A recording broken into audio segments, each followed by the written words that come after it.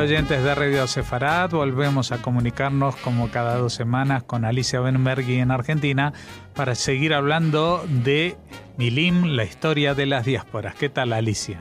Bien, a veces pienso cuando me llamás y yo te estoy hablando en castellano, tengo ganas de hacer un chiste y decir que nosotros somos los sefaradíes del siglo XXI, porque bueno, por lo menos hablamos en castellano y tenemos fuerte... Creo que fue el escritor argentino ashkenazí, evidentemente, Alberto Gerchunov, quien se refirió a este tema cuando escribía artículos como los nuevos sefardíes. Y en cierto modo, cariño mío, no deja de ser así. Nosotros somos, si yo me pongo la cantidad de dichos, refranes, tipo de comidas y toda una serie de herencias, nosotros los que estamos acá también tenemos una fuerte herencia española, digamos sefaradí, así que bueno, eso era un chiste.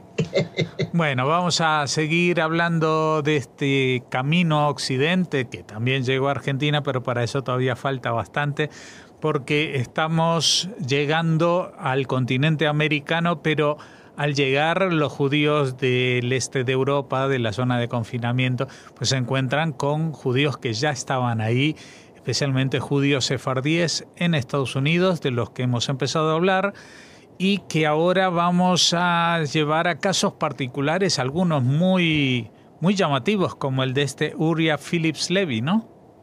Sí, pero antes de hablar de Uriah Phillips Levy, quiero contar algo que no sé si lo conté la próxima vez, así que lo vamos a poner en un contexto para que se entienda bien qué cosa fue esta historia de estos judíos sefaradíes que llegaron a Estados Unidos. Porque es una historia interesante y a mí me parece que no es demasiado conocida.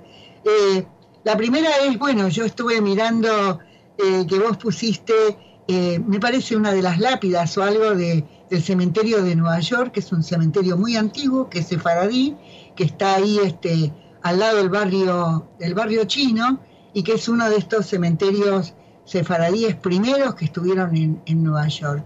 Pero hubo también uno más antiguo, que todavía está, la sinagoga, que la llaman las hispano-portuguesas, y que está en Rhode Island, en Newport.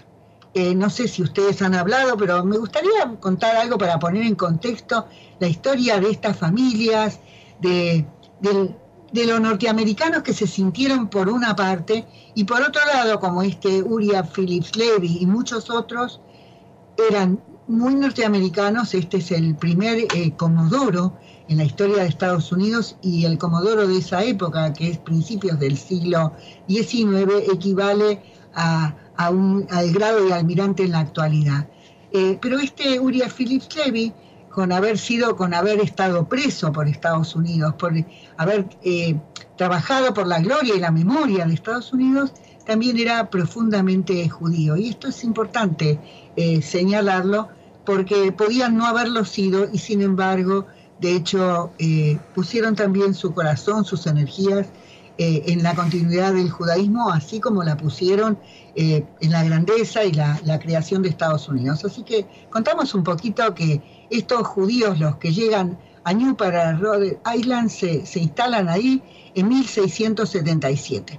Y va a haber dos de estos inmigrantes, uno se llamaba Mordejai Campanal y el otro se llamaba Moisés Pacheco. Se compraron un lote ahí en Newport para hacer un cementerio. Los judíos, uno de los primeros lugares que eligen es un cementerio por el tema de la tradición judía en cuanto a todo lo que tiene que ver con cuestiones, las cuestiones que están relacionadas con la muerte.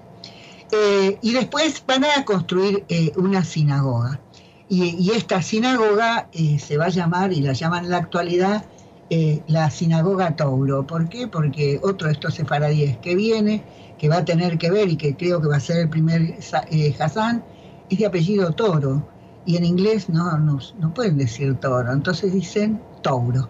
Así que esta sinagoga existe, es uno de los lugares más históricos que hay ahí en Estados Unidos. Esta sinagoga son esta clase de sinagogas que se empiezan a construir según el modelo de la sinagoga sefaradí hispano-portuguesa de Ámsterdam, de las cuales va a haber varias otras que van a estar en el Caribe, que hay muchas de ellas dispersas por el resto del mundo. Y esta es una de ellas.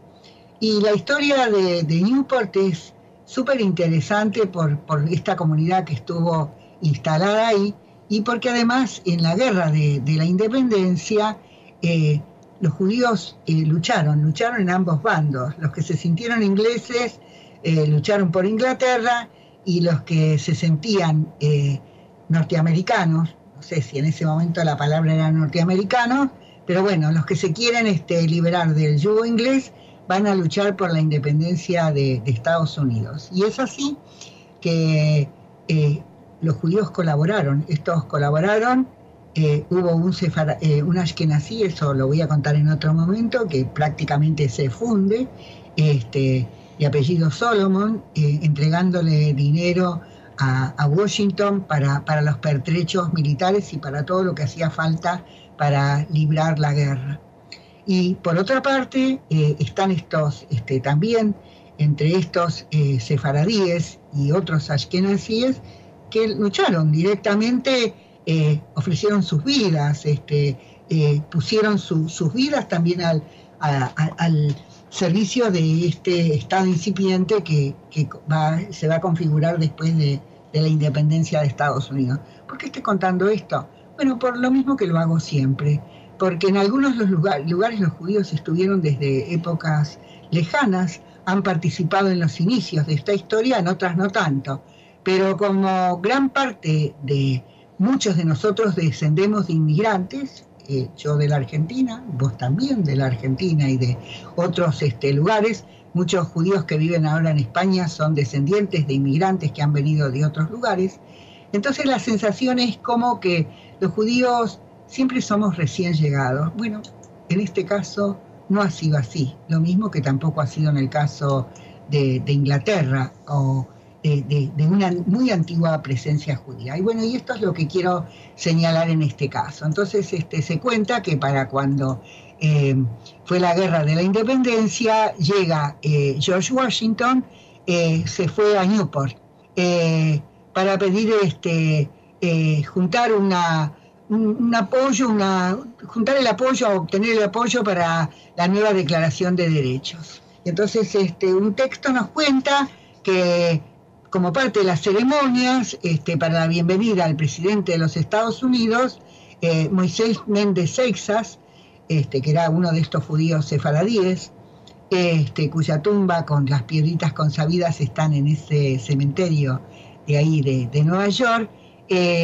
Entonces le dio en el discurso de bienvenida con que Seixas lo recibe a Washington, le plantea los problemas de las libertades religiosas y la separación de la Iglesia del Estado.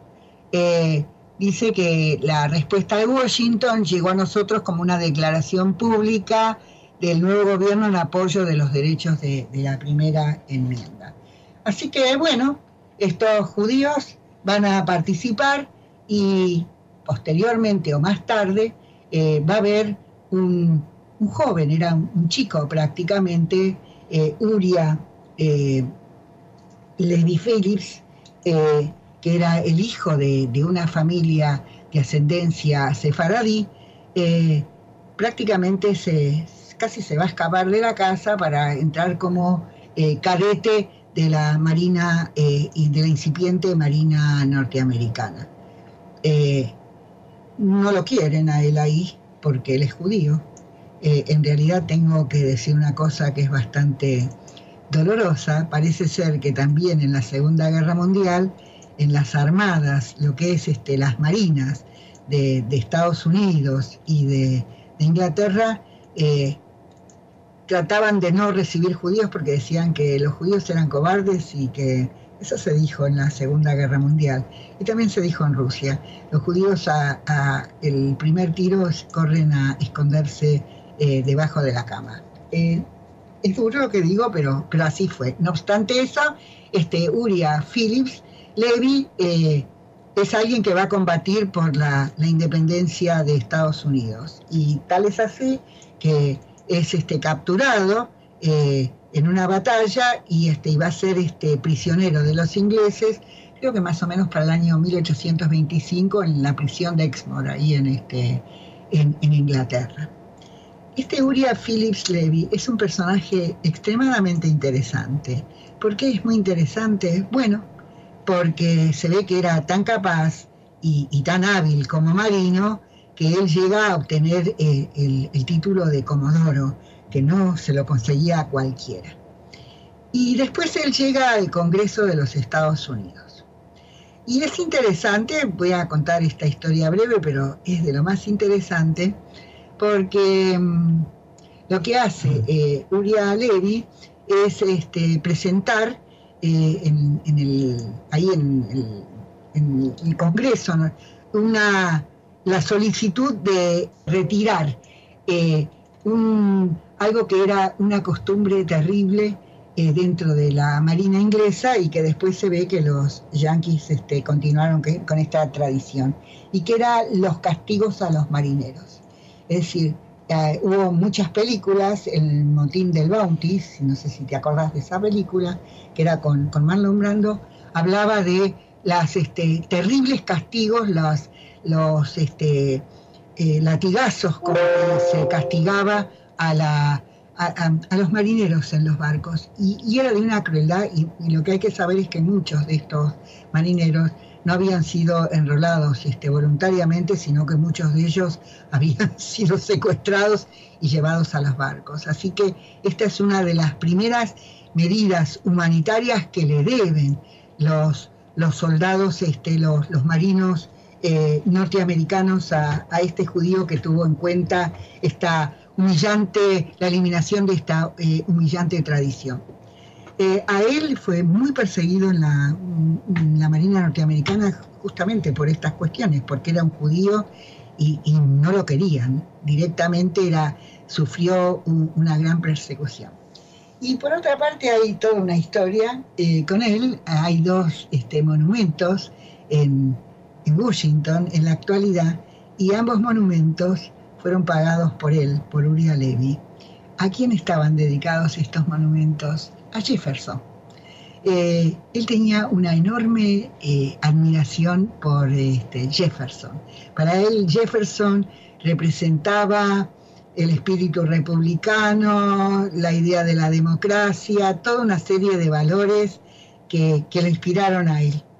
No sé si vos viste una serie norteamericana que cuenta la historia de Jefferson y cómo Jefferson deja que a su amante negra y a sus hijos, él tuvo hijos mulatos, deja que se los lleven para trabajar de esclavos. Entonces, no tengo tanta admiración por la figura de Jefferson, pero esta es la historia. Y la historia es que Jefferson se había construido una casa muy hermosa ahí en el estado de Virginia. Una casa preciosa que tenía un nombre italiano, Monticello.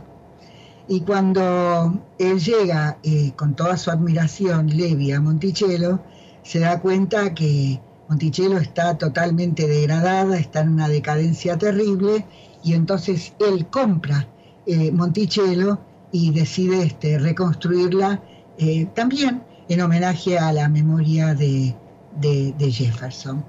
Esta historia de él creo que hay un regimiento que está tiene en la actualidad el nombre de Uriah Levy, pero además Uriah Levy pagó escuelas judías. Uriah Levy se ocupó del tema de la continuidad del judaísmo, pagó de su propio bolsillo instituciones judías para el mantenimiento del judaísmo y de las tradiciones judías.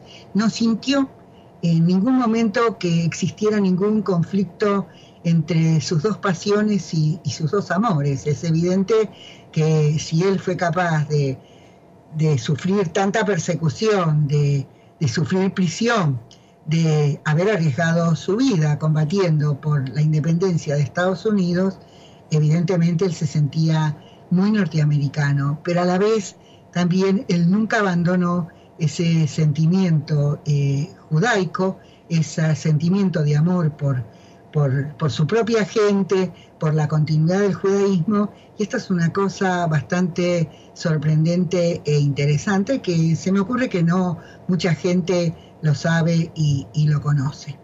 ¿Tenemos un ratito más? Sí, pero poquito. Bueno, yo tuve la suerte, yo no sé si algún día volveré a Europa, pero yo adoro, no es ningún secreto, creo que siempre lo digo, Europa. Me gusta mucho España, de España todo lo que es el sur y Andalucía es una cosa así que me fascina, me gusta todo, va.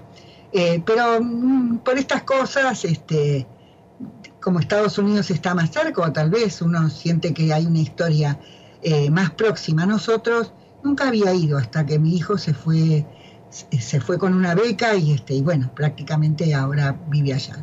Y bueno, y entonces cuando él se fue a vivir allá, nosotros entonces empezamos a conocer y nos dimos cuenta que también había una historia bastante antigua en Estados Unidos, lugares así que parecen pedazos de Europa, trozos de Europa o de Inglaterra, en fin. Pero cuando estuvimos en Filadelfia, hay un antiguo cementerio en Filadelfia de estos judíos, y entonces están los que son los sefaradíes, incluso hay un cementerio sefaradí y hay otro donde están los mezclados, los que se casaron y hicieron sus parejas, porque bueno, en la primera declaración de la independencia de Estados Unidos figuran la firma de judíos, y había de judíos sefaradíes y de judíos ashkenazim, pero hay toda una historia que a mí me parece que es importante que la gente conozca, y a veces que los mismos judíos conozcan, porque a veces uno no sabe estas cosas. El otro día alguien me dijo, ay, ¿cómo es posible que no conozca esto? Le digo, bueno, yo estudié para profesora, este es mi trabajo y yo tengo el deber y la obligación de conocerlos, pero eso no le sucede a todo el mundo. Así que bueno, nosotros nos ocupamos de esto. Gracias a ustedes, a Radio Sefarad, y bueno, y a mí porque estos temas me parecen fascinantes. Bueno, pues quedamos así.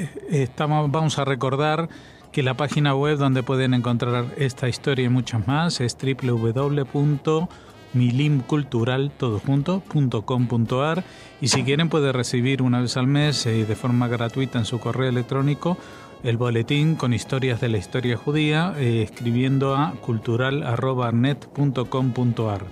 Dicho todo lo cual, pues despedimos esta 14ª entrega del capítulo Camino a Occidente, camino a la 15ª, que será dentro de 2 semanas, que seguiremos hablando de los judíos sefardíes en Estados Unidos y su papel en el desarrollo de la comunidad tal como la conocemos hoy día.